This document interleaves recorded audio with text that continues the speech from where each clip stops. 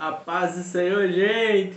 Dia 334. Hoje, ó, é game over para 2020. Para acabar, hein? É para acabar esse ano.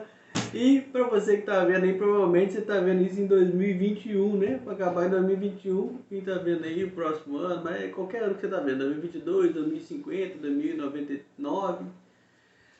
Ai, 2100. Aí 2123, fica legal. Então 2456. Maneiro, 2456. Quem tá vendo esse vídeo em 2456? Eu acho muito improvável. Game over, acabou o ano. De 31 de dezembro. Eu falo assim, gente, porque vai ficar, como tá gravado, né?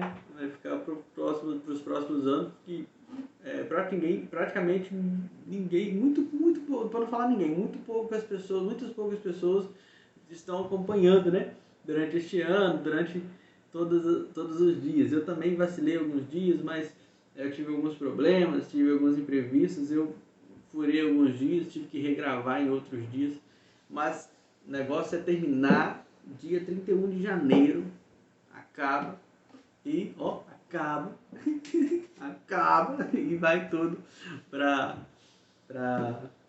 glória de Deus que a gente fez mas a gente que cresce, né? A gente fala, eu fiz isso, mas quem ganhou com isso foi a gente, né? Deus falou isso já lá no Velho Testamento. Acho que, se não me engano, em Esdras ele fala isso, né? Não lembro mais. Ali no final. Gente, vamos lá. Dia 334, hoje eu nunca falo a data, mas é 31 de dezembro no ano, eu tenho certeza que é 2000, não sei quanto que é aqui, mas 2000. E hoje nós vamos ler Atos dos Apóstolos, um versículozinho. E carta aos Romanos, a gente vai começar as cartas aos Romanos, 1, 2, 3, 4. Fechou? Então vamos lá. A gente vai ler Atos dos Apóstolos, o capítulo 20, o versículo 2. Aí eu vou falar com vocês o seguinte. O iníciozinho do 3, do versículo 3 fala... Deixa eu ler aqui o 2. O 2, vamos lá. Viajou por aquela região, encorajando os irmãos com muitas palavras e, por fim, chegou à Grécia. Só que aí acabou. Esse aqui, Atos dos Apóstolos, a gente já leu. Na ordem cronológica, tudo que está no plano. Só que aí depois fala assim, o 3. Onde ficou por 3 meses. Quando estava a ponto de embarcar para a Síria, aí já é outra história. Então, mas eu queria ler esse 3 meses aí, junto. Mas eu já fiz o que tinha que ser feito em Atos dos Apóstolos. Agora a gente vai ler só a partezinha do início do 3. Só para ficar completo, né? Vamos lá. Viajou por aquela região, encorajando os irmãos com muitas palavras, e por fim chegou à Grécia, onde ficou por 3 meses. Errei. Onde ficou 3 meses. Não é por 3 meses, ali por 3, mas é 3 meses. É porque em cima tá e por fim, aí embaixo. Ficou por 3, mas não é 3. E vamos para Romanos. Romanos 1, 2, 3 e o 4. Para a gente acabar rapidinho esse dia tão maravilhoso e curtir a virada. Vamos lá, gente. Paulo, servo de Cristo Jesus, chamado para ser apóstolo, separado para o evangelho de Deus, o qual foi prometido por ele de antemão por meio dos seus profetas nas escrituras sagradas, acerca de seu filho, que, como homem, era descendente de Davi, e que, mediante o Espírito de Santidade, foi declarado Filho de Deus, com poder, pela sua ressurreição dentre os mortos. Jesus Cristo, nosso Senhor. Por meio dele e por causa do seu nome, recebemos graça e apostolado para chamar dentre todas as nações um povo para a obediência que vem pela fé. E vocês também estão entre os chamados para pertencerem a Jesus Cristo. A todos os que em Roma são amados de Deus Falei de novo, 7, versículo 7. A todos os que em Roma são chamados, amados. Falei de novo. A todos os que em Roma são amados de Deus e chegam... É que minha cabeça está muito alta, eu tô pensando em um monte de coisa aqui, mas tentando assim, associar o que foi, o que é, o que vai ser, e vamos lá. Deixa eu ler de novo o versículo 7, vamos concentrar mais, vamos lá. A todos os que em Roma são amados de Deus e chamados para serem santos.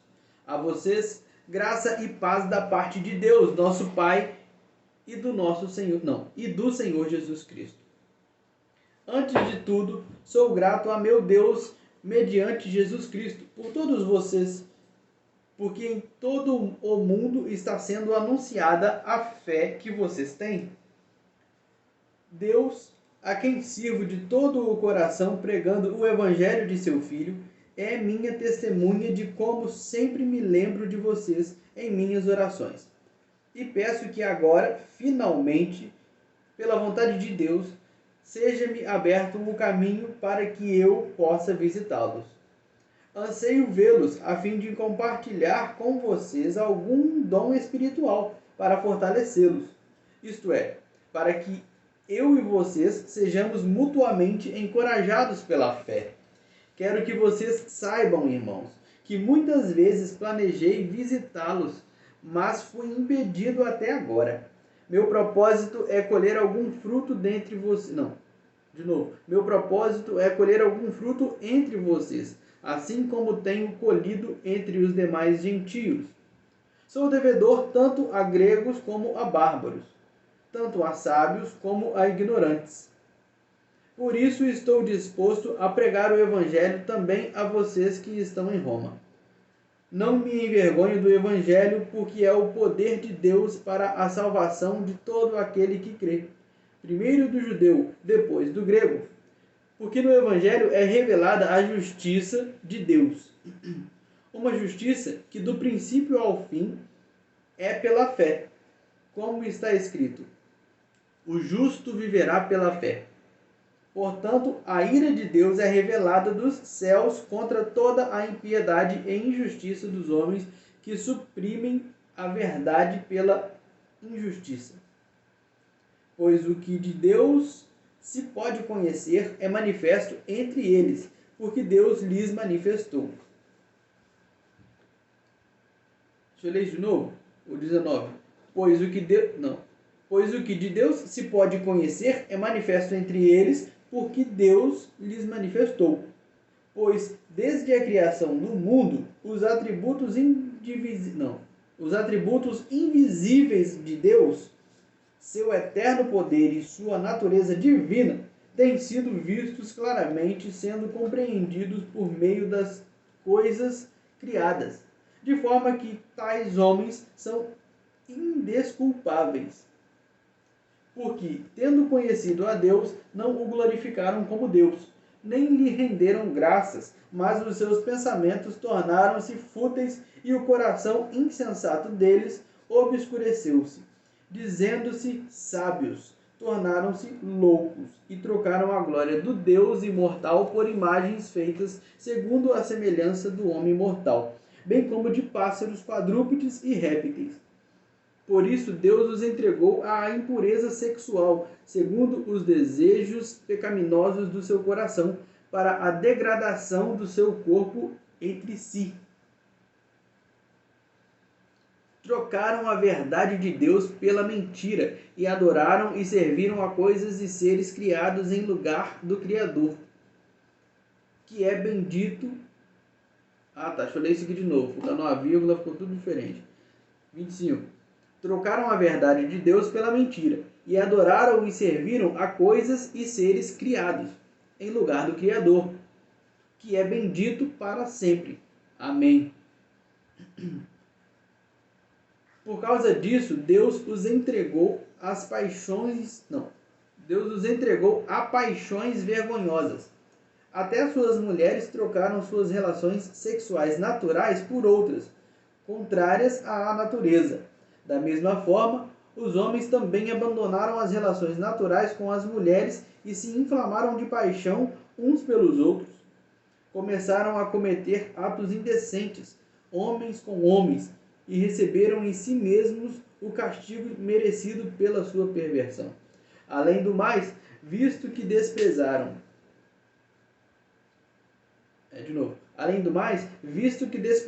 o conhecimento de Deus, ele os entregou a uma disposição mental reprovável para praticarem o que não deviam.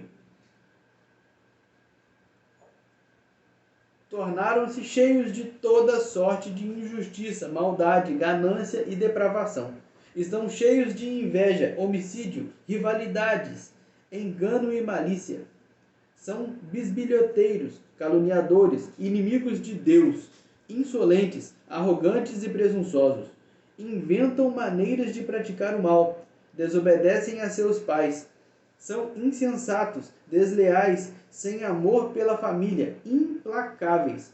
Embora conheçam o justo decreto de Deus de que as pessoas que praticam tais coisas merecem a morte, não somente continuam a praticá-las, mas também aprovam aqueles que as praticam.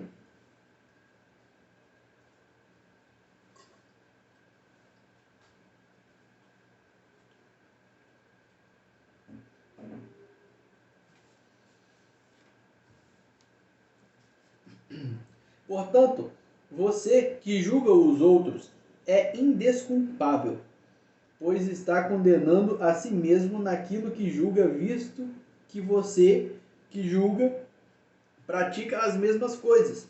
Sabemos que o juízo de Deus contra os que praticam tais coisas é conforme a verdade. Assim, quando você, um simples homem, os julga, mas pratica as mesmas coisas, pensa que escapará do juízo de Deus? Ou será que você despreza as riquezas da sua bondade, tolerância e paciência, não reconhecendo que a bondade de Deus o leva ao arrependimento?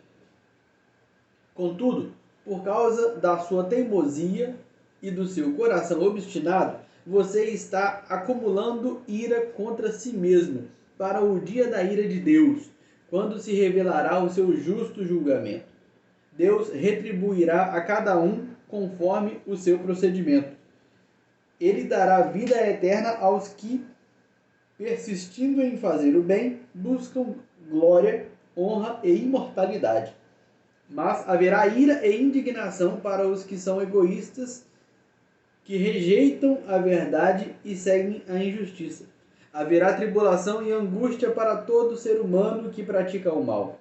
Primeiro para o judeu, depois para o grego. Mas glória, honra e paz para todo o que pratica o bem. Primeiro para o judeu, depois para o grego. Pois em Deus não há parcialidade. Todo aquele que pecar sem a lei também perecerá, e todo aquele que pecar sob a lei, pela lei será julgado. Porque não são os que ouvem a lei que são justos aos olhos de Deus, mas os que obedecem à lei, estes serão declarados justos. Abre parênteses.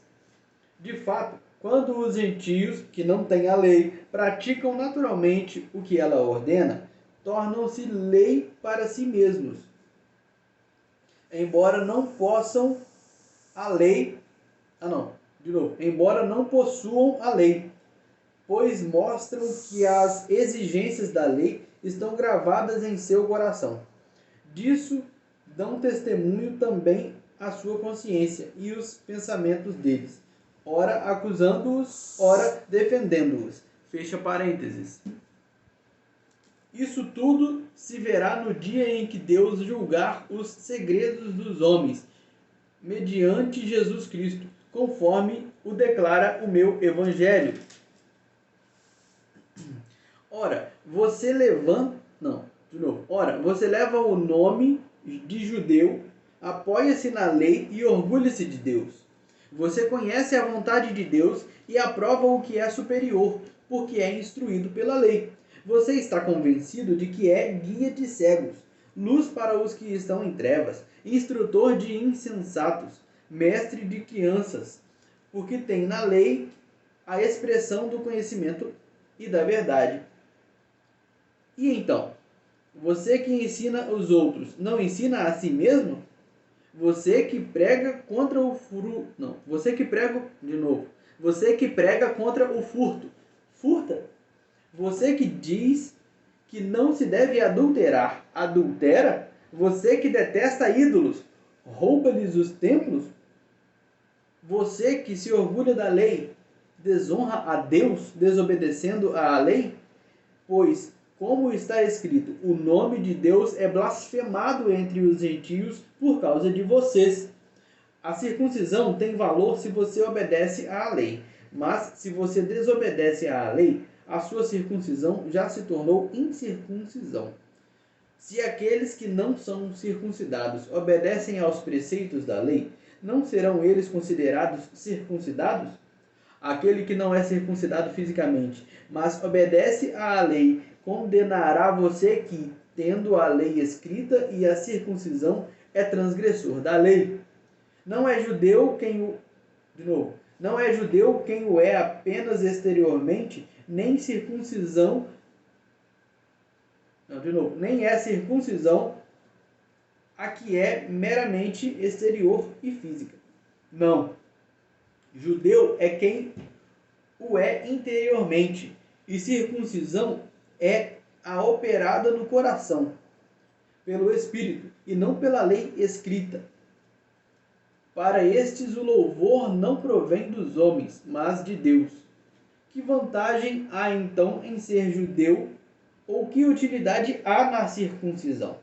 Muita, em todos os sentidos, principalmente porque aos judeus foram confiadas as palavras de Deus.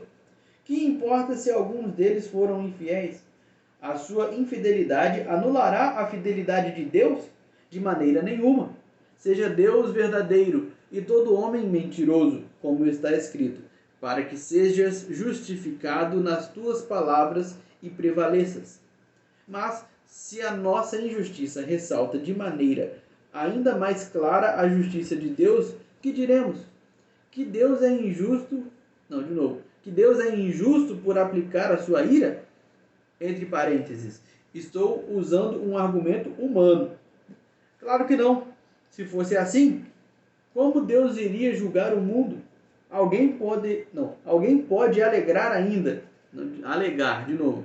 3, versículo 7. Alguém pode alegar ainda.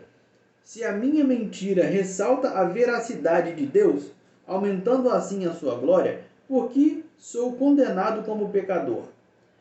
Por que não dizer como alguns caluniosamente afirmam que dizemos?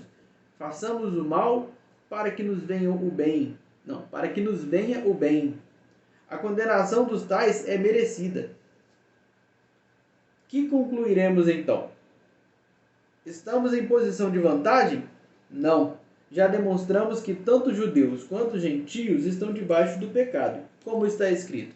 Não há nenhum justo, nenhum sequer. Não há ninguém que entenda, ninguém que busque a Deus. Todos se desviaram, tornaram-se juntamente inúteis. Não há ninguém que faça o bem. Não há nenhum sequer. Suas gargantas são um túmulo aberto, com suas línguas enganam. Veneno de serpentes está em seus lábios. Suas bocas estão cheias de maldição e amargura. Seus pés são ágeis para derramar sangue. Ruína e desgraça marcam os seus caminhos, e não conhecem o caminho da paz. Aos seus olhos é inútil temer a Deus. Sabemos que tudo o que a lei diz, o diz àqueles que estão debaixo dela, para que toda a boca se cale e todo o mundo esteja sob o juízo de Deus. Portanto, ninguém será declarado justo diante dele baseando-se na obediência à lei, pois é mediante a lei que nos tornamos plenamente conscientes do pecado. Mas agora se manifestou uma justiça que provém de Deus, independente da lei, da qual testemunham a lei e os profetas, justiça de Deus mediante a fé em Jesus Cristo para todos os que creem. Não há distinção, pois todos pecaram e estão destituídos da glória de Deus, sendo justificados gratuitamente por sua graça, por meio da redenção que há em Cristo Jesus. Deus o ofereceu como sacrifício para propiciação mediante a fé pelo seu sangue, demonstrando a sua justiça. Em sua tolerância, havia deixado impunes os pecados anteriormente cometidos, mas no presente demonstrou a sua justiça, a fim de ser justo e justificador daquele que tem fé em Jesus. Onde está então o motivo de vanglória? É excluído. Baseado em que princípio? É uma pergunta. Baseado em que princípio? No da obediência à lei? Não, mas no princípio da fé. Pois sustentamos que o homem é justificado pela fé, independente da obediência à lei. E Deus, não, de novo, 29. Deus é Deus apenas dos judeus? Ele não é também o Deus dos gentios? Sim, dos gentios também, visto que existe um só Deus que pela fé justificará os circuncisos e os incircuncisos. Anulamos então a lei pela fé? De maneira nenhuma, ao contrário, confirmamos a lei. Portanto, que diremos do nosso antepassado Abraão? Se de fato Abraão foi justificado pelas obras, ele tem do que se gloriar, mas não diante de Deus. Que diz a Escritura? Abraão creu em Deus, e isso lhe foi creditado como justiça. Ora, o salário do homem que trabalha não é considerado como favor, mas como dívida. Todavia, aquele que não trabalha, mas confia em Deus, que justifica o ímpio, sua fé lhe é creditada como justiça. Davi diz a mesma coisa quando fala da felicidade do homem a quem Deus credita justiça independente de obras. Como são felizes aqueles que têm suas transgressões perdoadas, cujos pecados são apagados. Como é feliz aquele a quem o Senhor não atribui culpa. Destina-se esta felicidade apenas aos circuncisos ou também aos incircuncisos? Já dissemos que, no caso de Abraão, a fé lhe foi creditada como justiça. Sob quais circunstâncias? Antes ou depois de ter sido circuncidado?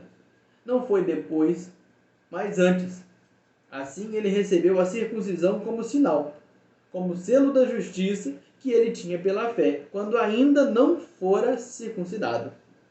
Portanto, ele é o pai de todos os que creem, sem terem sido circuncidados, a fim de que a justiça fosse creditada também a eles. E é igualmente o pai dos circuncisos, que não somente são circuncisos, mas também andam nos passos da fé que teve nosso pai Abraão, antes de passar pela circuncisão. Não foi mediante a lei que Abraão e a sua descendência receberam a promessa de que ele seria herdeiro do mundo, mas mediante a justiça que vem da fé. Isso é uma afirmação, deixa eu ler de novo. Não foi mediante a lei que Abraão e sua descendência receberam a promessa de que ele seria herdeiro do mundo, mas mediante a justiça que vem da fé. Pois, de novo, 14. Pois se os que vivem pela lei são herdeiros, a fé não tem valor e a promessa é inútil, porque a lei produz a ira. E onde não há lei, não há transgressão. Portanto, a promessa vem pela fé, para que seja de acordo com a graça e seja assim garantida a toda a descendência de Abraão. Não apenas aos que estão sob o regime da lei, mas também aos que têm a fé que Abraão teve. Ele é o pai de todos nós. Como está escrito, eu o constituí pai de muitas nações. Ele é nosso pai aos olhos de Deus, em quem creu. O Deus que dá vida aos mortos e chama à existência coisas que não existem, como se existissem. Abraão, contra toda esperança, em esperança creu, tornando-se assim pai de muitas nações, como foi dito a seu respeito. Assim será a sua descendência. Sem se enfraquecer na fé, reconheceu que o seu corpo já estava sem vitalidade, pois já contava cerca de 100 anos de idade, e que também o ventre de Sara já estava sem vigor. Mesmo assim, não duvidou nem foi incrédulo em relação à promessa de Deus, mas foi fortalecido em sua fé e deu glória a Deus, estando plenamente convencido de que ele era poderoso para cumprir o que havia prometido. Em consequência, isso lhe foi creditado como justiça. As palavras, de novo, as palavras lhe foi creditado não foram escritas apenas para ele, mas também para nós, a quem Deus creditará a justiça, a nós que cremos naquele que ressuscitou dos mortos, a Jesus, nosso Senhor. Ele foi entregue à morte por nossos pecados e ressuscitado para nossa justificação. Caraca, mano! É muito ensinamento, né, mano? É muito tudo. Nossa Deus, que maneiro, Romanos. É ele ligando tudo assim, meu Deus, que coisa linda. Pai do Senhor, até amanhã, feliz ano novo!